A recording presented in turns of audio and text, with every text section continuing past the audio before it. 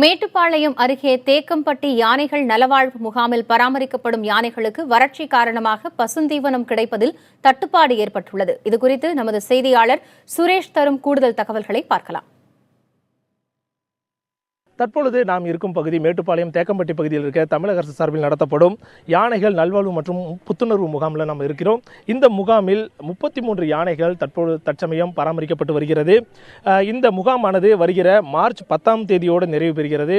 குறிப்பாக இந்த முகாம்கள் எதற்காக நடத்தப்படுகின்றன என்று பார்த்தமேயானால், யானை என்பவை வழக்கமாக வனம் மற்றும் இயற்கை சூழலோடு ஒன்றி வாழக்கூடிய தன்மை கொண்ட விலங்குகளில் முக்கியத்துவம் வாய்ந்ததாக கருதப்படுகிறது.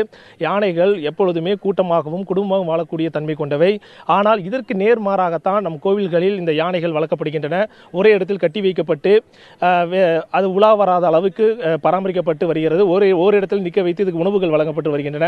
இதனால் இந்த யானைகள் இதுக்கு தன்மைக்கு எதிர்மாறாக வளர்த்தப்படும் ஒரே காரணத்தால் மனதளவிலும் உடல் அளவிலும் சோர்வடையக்கூடிய வாய்ப்பு இருக்கின்ற காரணத்தால் இவைகளுக்கு தமிழக அரசு சார்பில் புத்துணர்வு முகாம் நடத்தப்பட்டு இவைகளுக்கு தேவையான பராமரிப்புகள் மேற்கொள்ளப்படுகின்றன. குறிப்பாக உணவு வகைகள் என்பது இந்த யானைகளுக்கு இந்த முகாமில் முக்கியத்துவம் கொடுக்கப்பட்டு வருவது வழக்கமாக இருந்து வருகிறது. இவைகள் விரும்பி திங்கக்கூடிய கூத்தப்பனை, தென்னங்கீற்று மற்றும் தென்னமட்டை, கீரை வகைகள், மூங்கில், அத்தி போன்ற பசுந்தீவனங்கள் என்பவை முக்கியமாக இவைகளுக்கு வழங்கப்படுகின்றன.